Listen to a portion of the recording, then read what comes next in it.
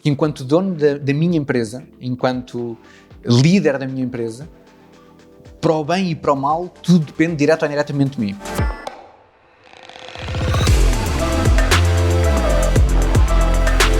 O que é que para ti é ser empreendedor? O que é que tu consideras uma pessoa que é um empreendedor autêntico? O que é isso? Começas com uma pergunta difícil por ser abstrata, quase filosófica. É quase aquele tipo de discussões eternas que varia, que não há consenso. Mas na minha perspectiva, ou pelo menos para mim, esta, eu vou dizer necessidade, porque sinto como uma necessidade de estar sempre a criar alguma coisa, de estar sempre a fazer com que as coisas passem do plano das ideias para a prática. Que eu acho que é uma espécie de poder mágico que algumas pessoas têm, de ter a capacidade de ter uma visão para alguma coisa, seja um negócio, seja... Porque empreender não é só para negócios. Exatamente. Portanto, seja do ponto de vista social ou não, e conseguir perceber, normalmente nunca se sabe o caminho todo à partida, como é óbvio, mas perceber, ok, qual é que é o próximo passo que eu posso dar para isto ser materializado? Como é que eu posso concretizar isto? Como é que eu posso dar o passo seguinte? Ir sempre evoluindo a partir daí. Portanto, os mais clássicos e a literatura mais clássica, o empreendedor é aquele que está disposto a correr riscos. Há uma frase muito interessante do CEO do LinkedIn, do CEO e do fundador, que diz que o empreendedor é o tipo que está no topo de um penhasco, atira-se e pelo meio, durante a queda, vai criar uma forma de sobreviver. Vai criar o seu avião, o que quer que seja. Então, acho que é um bocadinho de tudo isso. Para mim, pessoalmente, é muito esta vontade de estar constantemente a criar coisas. E acho que isto varia de pessoa para pessoa. Há pessoas que empreender é uma forma de atingir o sucesso financeiro, outras que é uma forma de trabalhar naquilo que gostam. Para mim, acho que é um bocadinho de tudo isto misturado. Ok, não se trata de ganhar dinheiro. Também se pode tratar de ganhar dinheiro. Para mim, o dinheiro é uma das componentes. Não acho que seja a principal, até porque se o dinheiro for a principal, e agora falando do empreendedorismo na área dos negócios, se o dinheiro for a principal, a não ser que comeces com uma grande alavancagem, sei lá, uma herança, um grande investimento de alguém que te é próximo, o que quer que seja, vais estar frustrado a maior parte do tempo. Porque o dinheiro eu vejo como um meio para atingir fins. Seja um estilo de vida, seja o que quer que seja. Para mim o dinheiro é um meio para atingir fins. Acho que infelizmente aquilo que nós vemos é que muitas vezes o dinheiro passa a ser o próprio fim, mas nos negócios, estás a começar um negócio, aquilo que acontece é que se o dinheiro for o teu fim, for o teu objetivo, das duas uma, ou vais ficar frustrado muito rapidamente, porque não vai haver assim tanto dinheiro no início, nos primeiros tempos. Na maior parte dos negócios isso não acontece. Aqueles casos que nós conhecemos de sucesso muito rápido são ilusórios, porque das duas uma, ou não vão durar muito tempo, como aquelas, eu gosto muito de usar metáforas, como aquelas boys bands e girls band que têm um pico de sucesso brutal, mas depois passados há 3 anos ninguém ouve falar. Sim, o que vem rápido, vai rápido. Exatamente, precisamente. Que vai frustrar aquela ou aquelas pessoas e que mais à frente a pessoa vai acabar por desistir. Porque se calhar muito mais rapidamente, eu quando tinha saído da faculdade, se eu fosse para uma big corporate e fizesse carreira numa grande empresa, uma multinacional, eu estava a ganhar mais do que estou a ganhar neste momento com a minha empresa, com os meus negócios, etc. Então, o dinheiro é uma componente, sim, não tem de ser e para mim não é mais importante. Sim, a intenção, ou seja, quando começamos algo, a intenção é sempre o mais importante. Se a intenção for ganhar o dinheiro, como estavas a dizer, a pessoa pode ficar frustrada. Se a intenção for, se calhar, ajudar a minha família, depois todo o processo muda, não é? Se a intenção for ajudar a minha comunidade, for um empreendedorismo social, eu acho que aí depois a força com que eu trabalho e a minha motivação e a maneira como eu lido com os obstáculos muda bastante, porque eu tenho um propósito diferente daqueles que estão só pelo dinheiro, não é? Sim, e sobretudo essa intenção quando se começa, acho que é importante até para quem nos estiver a ver que pode mudar e provavelmente vai mudar. Eu quando criei a minha primeira empresa tinha uma intenção, passado alguns tempos essa intenção mudou. Mesmo atualmente às vezes estou a criar coisas e estou a pensar, ok, o que é que eu vou fazer a seguir, etc. Tenho uma intenção e depois a intenção muda. Porque muitas vezes, e tu estavas a associar esta questão da intenção ao propósito, eu não acredito que nós tenhamos um propósito. Ou seja, eu acho que nós podemos ter vários propósitos e que eles vão mudando ao longo da vida. Há uns tempos atrás eu tive quando eu digo há uns tempos atrás, já foi para aí há 3 ou 4 anos. Okay. Tive a oportunidade de almoçar com o CTO das que se chama Startup Unicórnio. Okay? Okay. O que é uma Startup Unicórnio? Uma startup avaliada em mais de $1 bilhão. Okay. Na altura, quando foi o almoço, a startup ainda não era unicórnio, okay. Estava muito próximo, neste momento formalmente já o é.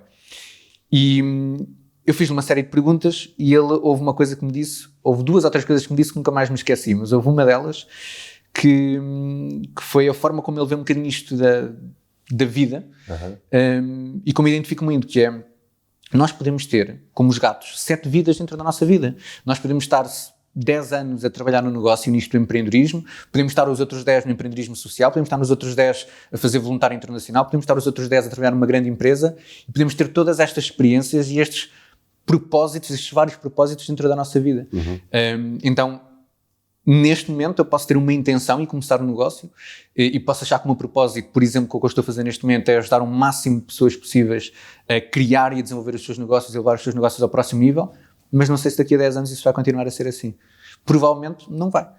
E está tudo bem com isso. Exato. E é bom que não seja para poder explorar, não é? Porque se calhar as pessoas muitas vezes têm necessidade de categorizar o que é que estão a fazer. Não, eu sou um empreendedor desta área, deste negócio. Pronto, então a minha vida é isto. Pronto. E há um mundo inteiro para explorar. Sim, não é? Sim, totalmente. Fala-se muito daquele conceito do gap year, mas eu cada vez mais acho que devemos estar quase constantemente a fazer gap years. Ou seja, não no sentido de vamos tirar um ano para experimentar coisas, mas vamos experimentar coisas. Houve um período na minha vida em que eu não sabia muito bem qual é que era a minha intenção naquele momento, qual é que era o meu propósito, e fui experimentar coisas. E olhando para trás, aquele discurso brutal do Steve Jobs, o discurso de formatura, sim, em que ele fala ali de várias ideias. Align the dots. Exatamente. E uma das ideias é só consegues ligar os pontos quando olhas para trás. E eu acho que isso é muito verdade. Então, olhando para trás, nesse período, foi para aí um ano, por acaso foi um ano, podia não ter sido, foi um bocadinho menos de um ano, em que eu andei a experimentar coisas, simplesmente, ok, está aqui uma startup que precisa de marketing, etc. Ok, vou experimentar.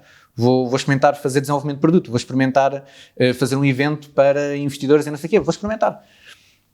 E foram essas experiências que me permitiram perceber algumas coisas que, eu não gosto tanto disto, eu gosto mais daquilo. Foram essas experiências, inclusivamente, que me permitiram conhecer algumas pessoas que foram determinantes para eu hoje ter a Crown Studio e fazer aquilo que faço.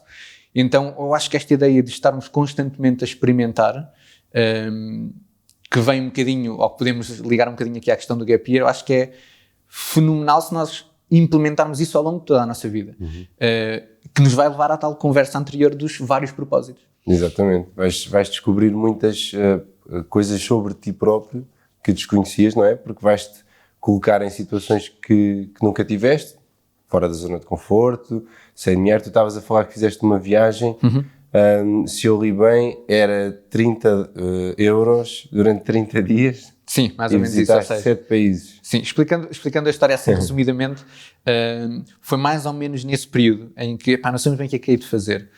Na altura eu estava a tirar Engenharia Informática, fazendo aqui dando um bocadinho um passo atrás. Eu comecei a trabalhar na área de informática como freelancer para aí aos 12, 13 anos, ou seja, eu comecei a gostar muito desta questão da informática, da programação, etc., apesar de hoje não estar diretamente ligado à profissão, apesar dos negócios que eu tenho de estarem relacionados, eu não estou diretamente ligado. E comecei a trabalhar nessa área muito cedo, fui no secundário, escolhi o curso profissional de informática, porque eu acredito nós devemos fazer aquilo que gostamos e não simplesmente porque um curso nos vai abrir mais portas ou isto, aquilo ou aquilo outro. Então fui para o curso profissional de informática já com o objetivo de depois tirar a engenharia informática. E quando entrei em engenharia informática, o secundário foi uma experiência fenomenal por diversos, lá está, porque me permitiu experimentar várias coisas, desde o associativismo, etc, etc, etc. Foi muito intenso. E depois quando cheguei à universidade, tive uma espécie de murro na barriga, porque eu tinha eu acho que é uma ideia um bocadinho quase fetiche de vou chegar à universidade e vou estar num grupo de pessoas que nem toda a gente entra, que são os melhores dos melhores a nível nacional, que têm o mesmo gosto que eu, informática, malta super interessante, que eu vou conseguir ter conversas brutais de horas e horas, conversas filosóficas, falar sobre o sentido da vida, sobre negócios, isto e aquilo. Vou aprender muito sobre isto com os melhores e, enfim, vou depois seguir o meu percurso.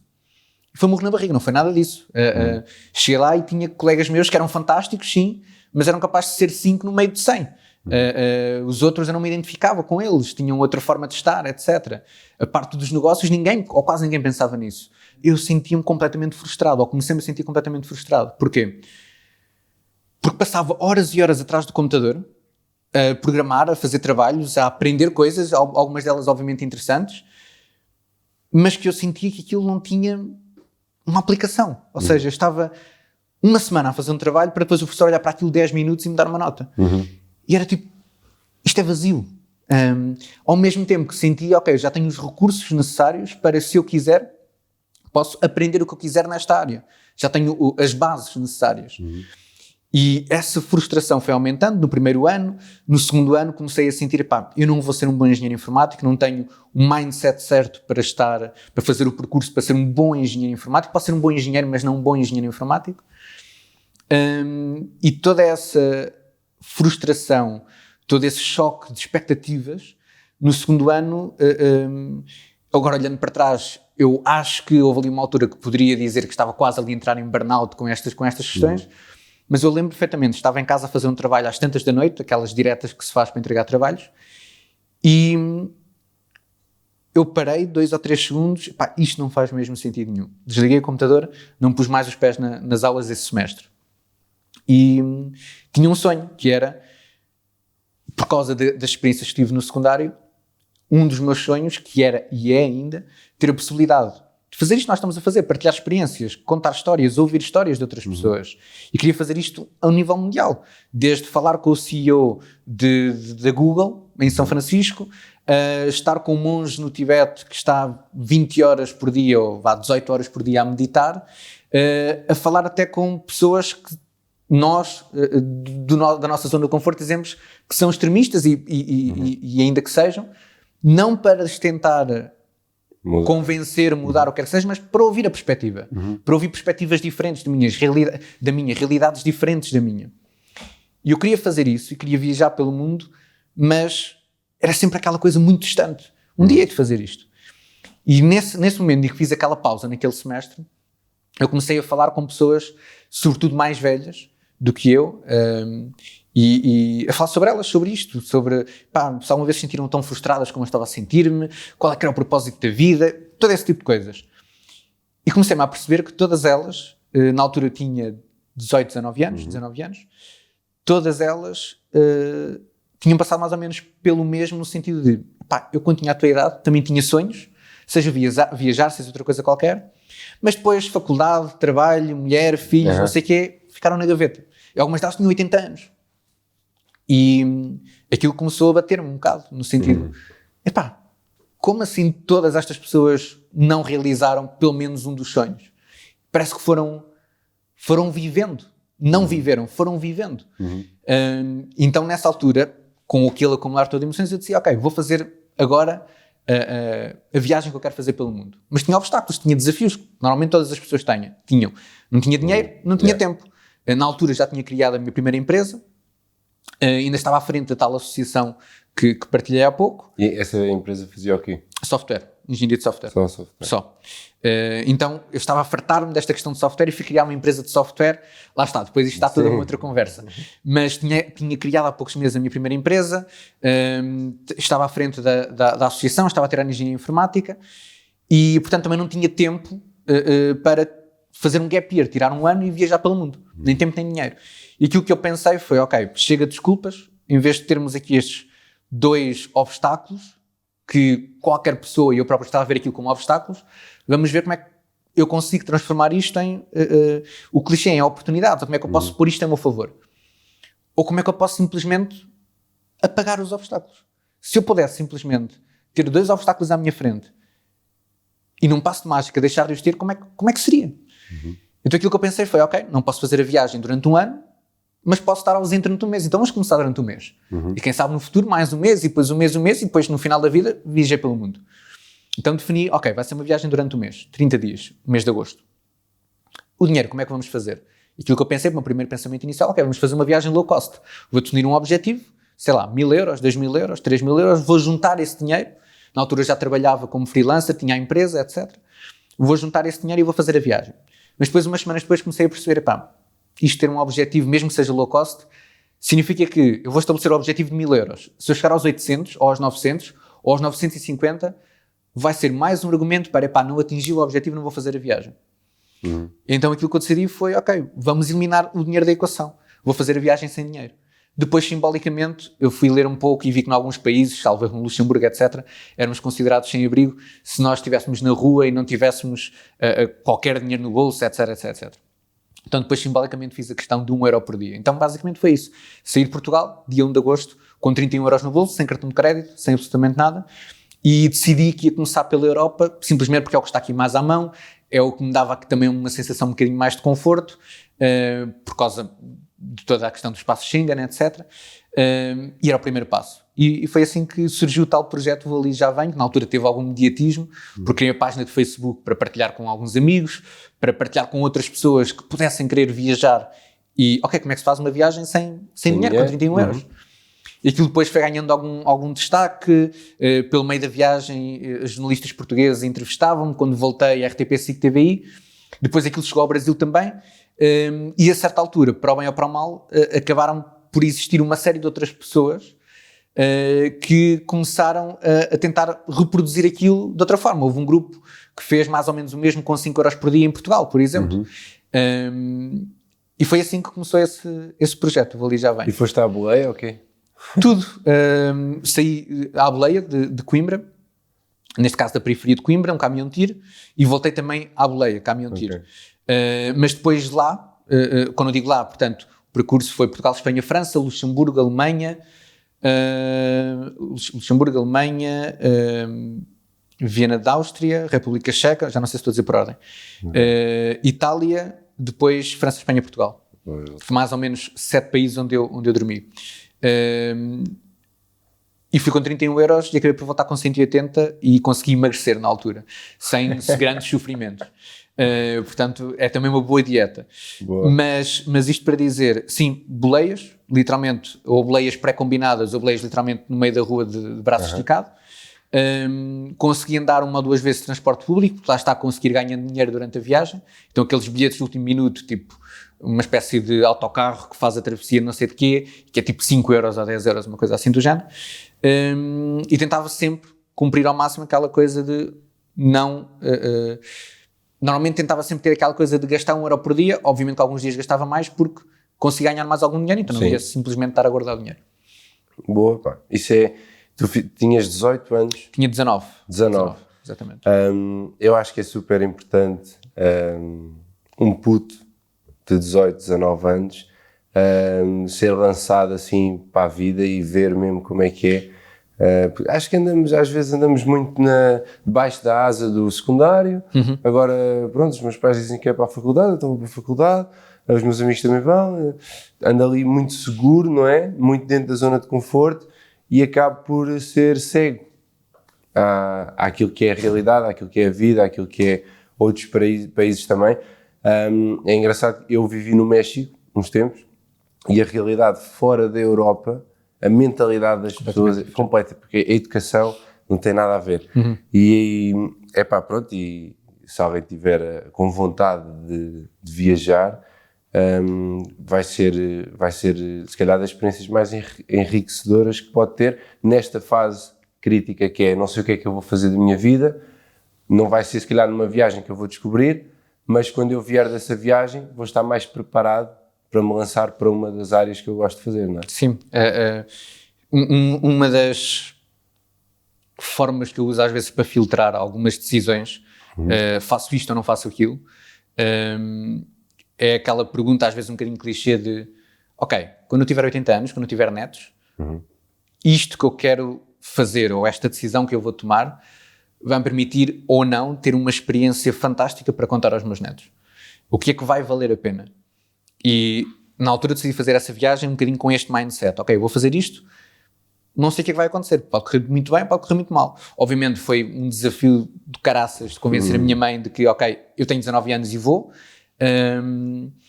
Mas posso dizer que, olhando para trás, foi das experiências mais intensas que alguma vez tive na vida e que, sem dúvida, contribuíram tudo bom e tudo mal do que hoje sou a nível dos negócios, etc, etc. Principalmente nesta questão, vou dizer desta forma, de inteligência emocional, que até recentemente tenho percebido e tenho feito um trabalho melhor a esse nível, de self-awareness, de autoconsciência, etc, mas que percebi também que essa viagem foi fulcral. E eu lembro que estava em Viena da Áustria e fiquei o dia todo fechado na casa da pessoa que me estava a dar alojamento, no Facebook, a falar com as minhas pessoas. Não, era de dia, um dia fantástico, eu não conhecia Viena da Áustria, tinha acabado de chegar, mas estava a ficar triste, porque estava há não sei quantos dias completamente sozinho. Estava naquela coisa do dia-a-dia de, eu não sei nem é que vou dormir amanhã, não sei se vou ter onde dormir amanhã. E foi aí que eu comecei a perceber aquela questão das pessoas dizer que coragem, mas antes eu não percebia. Então o trabalho que eu me obriguei a fazer quase inconscientemente foi, ok, em vez de estar a lutar contra estas emoções negativas, porque as positivas obviamente eram positivas e toda a gente gosta, etc, mas em vez de estar a lutar contra as emoções negativas, abraçá-las, literalmente. Então eu lembro-me nesse dia, eu a certa altura, eu estava a conversar com o Pedro, que já agora fica a sugestão vocês o convidarem para aqui. O Pedro fez viagens fantásticas pelo mundo e escreveu livros sobre isso, tem experiências brutais. Quando se fala em viajantes, eu acho que quase nenhum viajante é um viajante ao pé do Pedro. E eu estava a falar com ele porque pedi-lhe algumas recomendações de viagens, etc. E naquele dia eu disse, Pedro, alguma vez te sentiste assim em alguma das tuas viagens, etc. E ele, estou a uns minutos de sair uma viagem de bicicleta à África do Sul, vou-te dizer isto. Eu disse-me lá umas coisas e não faz sentido eu estar aqui fechado e não estar a aproveitar. Então fui para a rua, eu lembro perfeitamente todos os diálogos internos, todas as emoções negativas, e eu sentir o que é ter medo, sentir como é que o meu corpo se comporta com medo e perceber como é que o meu corpo se comporta com medo. Sentir como é que é sentir-me sozinho, sentir-me triste, sentir o meu corpo a contrair e depois, ao mesmo tempo, dialogar internamente comigo. Eu lembro-me de chamar nomes a esses sentimentos, lembro-me de arranjar estratégias brutais para me colocar num estado emocional melhor. E obviamente que isso é uma experiência curta, super intensa, ali meia dúzia de semanas, mas eu acho que isso foi tão intenso e tão poderoso, essas aprendizagens inconscientes, que quando voltei, era outra pessoa, não no sentido de sou um homem novo, não é isso, porque não é assim, mas cresceste. Resiliência emocional. Eu acho que uma boa forma de explicar a resiliência é a tua capacidade de levar porrada e voltar ao estado mais ou menos inicial. Então acho que a minha resiliência emocional aumentou. Boa. Eu acho que isso é, no mundo dos negócios, agora transportando a conversa na prática para fazer acontecer, não é? Eu acho que isso é uma skill que é super importante e falta muito. As pessoas não sabem lidar com elas próprias, não é? Quando corre bem, toda a gente sabe lidar, que era o que estávamos a dizer, mas quando corre mal, quando não há dinheiro, quando não há equipa, seja o que for, parece que desmotivam-se e às vezes o caminho mais fácil é desistir ou procurar outra coisa. E sim, eu acho que se houvesse uma coisa que eu pudesse ensinar ao meu filho, assim mesmo, mais importante seria a resiliência, a persistência, o não desistir. Eu acho sim. Tu disseste uma coisa que é preciso sublinhar. E eu vou dizê-lo, vou sublinhar dizendo como é que eu respondi numa última vez a uma entrevista que me fizeram e me perguntaram qualquer coisa como qual é que é neste momento o maior desafio para o crescimento da tua empresa. Foi-me quase intuitivo dizer isto, talvez porque ando a fazer muito esse trabalho, que o que eu disse sou eu. Porque enquanto dono da minha empresa, enquanto líder da minha empresa, para o bem e para o mal, tudo depende direto ou indiretamente de mim. E se eu não souber lidar com as minhas emoções, se eu não souber perceber como é que as minhas emoções estão a enviesar as minhas decisões, nunca a empresa vai atingir o seu máximo potencial. Então, para a empresa que eu estou a criar, para o negócio que eu estou a fazer, para o projeto, o que quer que seja, que eu estou a liderar a atingir o máximo potencial, eu acho que a skill, a competência mais desvalorizada, e pegando aquilo que estavas a dizer de se houver alguma coisa que eu quero passar a um filho meu, é as bases da inteligência emocional e de outras inteligências. Agora também se fala da inteligência, acho que é de lidar com a adversidade ou coeficiente de adversidade, uma coisa assim do género. Então é muito curioso, mas pelo menos esta questão de tudo o que nós fazemos, todas as ações que nós fazemos, todas as decisões que nós fazemos, seja para o negócio, seja para nós próprios, tudo, relações, família, são maioritariamente, e eu aqui não tenho conhecimento técnico, mas daquilo que vou, enquanto autodidata, aprendendo comigo próprio, são maioritariamente influenciadas pelas nossas emoções. A questão é que a maior parte de nós anda em piloto automático e, portanto, vai colocando as emoções debaixo do tapete e sente ali qualquer coisa, há ali um desconforto, mas a reação mais fácil é a fuga, vou ver um filme, vou ver Netflix, não vou pensar sobre isso agora. Exatamente, vou para um jantar com amigos, vou fazer qualquer coisa, vou para o escape, ok? E fazer esse trabalho que é incrivelmente doloroso. Enfrentar... Para qualquer pessoa, seja para o Jeff Bezos, o homem mais rico do mundo, para o Cristiano Ronaldo, ou para uma pessoa que esteja desempregada, com filhos, para alguém que está numa situação de vida ou morte. Este autoconhecimento e esta gestão emocional, eu acho que é a competência. Sei lá, eu acho que se fosse Ministro da Educação ou conseguisse mandar alguma coisa, mais do que tão importante, não é mais do que tão importante como formação cívica, este projeto que acho que já nem sequer existe, e uma série de outras disciplinas, é alguma coisa de inteligência emocional. Sim. Porque é brutal. O desenvolvimento das pessoas com isso? Sim, é até difícil colocar em palavras, porque tenho feito esse trabalho, porque esta coisa de empreender, de fazer acontecer, de todos os dias tu estares a concretizar o teu sonho, mas ao mesmo tempo teres, entre aspas, vozes aqui dentro que por todas as tuas experiências que estão para trás, por todos os estereótipos que existem à tua volta, que a sociedade tenta impingir, tu questionares-te todos os dias, tu colocares em causa todos os dias aquilo que estás a fazer, tu não teres a certeza, tu teres que lidar com esse grau brutal de incerteza, com essa probabilidade das coisas correrem mal, das tuas ações terem um impacto X, Y ou Z, que muitas vezes se resume nesta questão das pessoas terem medo de falhar, mas não é só isso, é muito mais do que isso. Eu acho mesmo que é das coisas mais difíceis de se fazer, mas que ao mesmo tempo que mais libertam o nosso potencial, porque todos nós temos um potencial brutal. A questão é que o potencial não é nada se não for concretizado. E lidar e gerir toda esta vertente emocional é aquilo que, na meu ver, permite esta concretização. A concretização do nosso potencial. Seja o nosso potencial para criar negócios, seja o nosso potencial para estar a falar com alguém e criar um impacto naquela pessoa brutal só porque disseste uma coisa que nem te apercebeste, mas para aquela pessoa fez todo o sentido.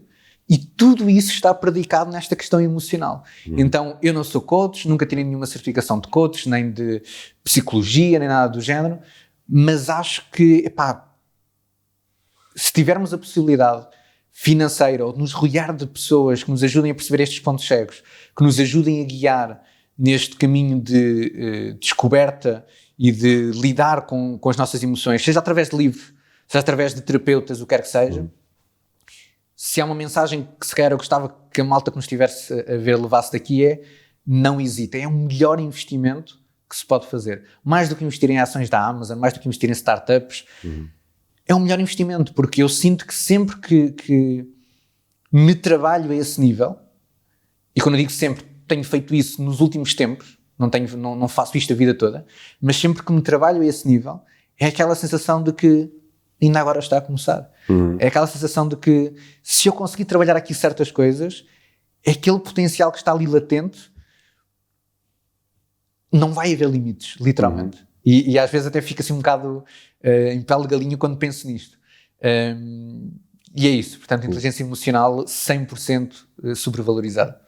sem dúvida que um negócio tem sucesso porque a pessoa que está à frente dele é uma pessoa já de sucesso, uma pessoa de valor, não é? Portanto, isso que estamos a falar de eu melhorar-me e eu conhecer-me e eu ir buscar aquilo que me faz ser quem eu sou, tanto bom como mau, e conhecer e melhorar a minha pessoa, eu vou ganhar mais valor. Não no mundo, não, atenção, para mim, não é? Deixa-me só, se me permites, discordar de uma coisa que tu disseste há pouco. Eu acho, e estou a pensar nisto em tempo real, eu acho que não concordo com a ideia de que a empresa, para ter sucesso, é porque o líder é alguém que já tem algum sucesso. O que faz mais sentido para mim é a ideia, e fazendo aqui agora a personalização para a minha empresa, eu costumo dizer, aliás, não costumo dizer, mas eu tenho este pensamento, costumo dizer se cá para mim próprio, que eu sou o meu próprio MVP. No mundo dos negócios, o MVP é o produto mínimo viável, é aquela coisa, qual é que é o mínimo que tu consegues fazer para teres um produto pronto para vender. Porque normalmente as pessoas têm aquele perfeccionismo de tem que estar pronto, tem que estar perfeito com todas as funcionalidades, cores e não sei o que mais, tem que ter tudo e mais alguma coisa para depois vender. Isto normalmente é um erro estratégico crasso. É o mínimo necessário para que o teu cliente sinta o benefício do teu negócio. Então este conceito de MVP, aplicado a mim próprio, faz muito sentido, que é, eu sou o mínimo necessário para conseguir enfrentar os desafios que me são colocados à frente neste momento. E eu não acho, ou pelo menos eu não me considero uma pessoa de sucesso, mas também não considero uma pessoa de insucesso. Eu simplesmente acho que estou a tentar e a fazer o caminho de estar em constante melhoria. É tal questão de, sou um MVP, sou um produto em fase beta, estou constantemente à procura de me melhorar. E acho que a empresa, os clientes da minha empresa, principalmente as pessoas que trabalham comigo na empresa, o que de melhor elas podem contar é que o seu líder tenha esta postura de ele vai constantemente auto-melhorar-se, ele vai procurar que a empresa esteja constantemente a iterar e a passar e a evoluir, e ele vai procurar que nós, enquanto colaboradores, nós, enquanto funcionários da empresa, que também façamos isto. Então, eu acho que claramente existe este conceito, e eu percebo que existe este conceito de aquela pessoa de sucesso, isto e aquilo ou aquilo outro. Mas até que ponto é que isso não são conceitos em que nós estamos a comparar as pessoas com estereótipos da sociedade? Sim, e qual é a unidade de medida? Não é? Exatamente. Sei lá, eu não quero estar na cabeça do Cristiano Ronaldo. Ele é um homem de sucesso, tendo em conta o estereótipo. Ele faz certamente um trabalho brutal de inteligência emocional, disto e daquilo e daquilo outro. Mas a pressão que ele sente quando falha um penalti, por exemplo, deve ser uma coisa avassaladora. Deve ser muito superior a que qualquer um de nós sente, mesmo que o negócio esteja a ir à falência. Então, será que ele se considera uma pessoa de sucesso ou são as outras pessoas que o consideram de sucesso? Então, ao mesmo tempo que, por um lado, existe esta dimensão de que, eu sei que sou bom a ajudar outras pessoas a criar negócios, eu sei que sou uma das melhores pessoas a nível nacional, pelo menos a nível nacional, a ensinar-te a criar um modelo de negócio, a ensinar-te como eliminar o risco do teu negócio, a ensinar-te a começar a faturar, a começar a vender. Mas, ao mesmo tempo que sei isso, sei também que isto é 1% daquilo que é possível e daquilo que eu quero saber e eu quero aplicar em mim próprio e nos meus negócios. Então é como, voltando um bocadinho ao início, quando tu perguntaste o que é isto de ser empreendedor, é também estar constantemente neste conflito de, por um lado eu tenho que ser, e um bocadinho a filosofia, eu sou a melhor pessoa, eu vou tomar as decisões, eu vou fazer isto, aquilo e aquilo outro, mas por outro lado, o caminho ainda é tão grande, ainda sei tão pouco, ainda tenho tanto para fazer, e ao mesmo tempo a fome de fazer, e estar sempre neste atrito. E depois às vezes aquilo que eu penso é, acho que as pérolas ou os diamantes surgem do atrito. Então acho que cada um de nós, se der espaço para haver este atrito, mas para estar consciente deste atrito emocional que nós temos e ir aplicando isso no dia a dia,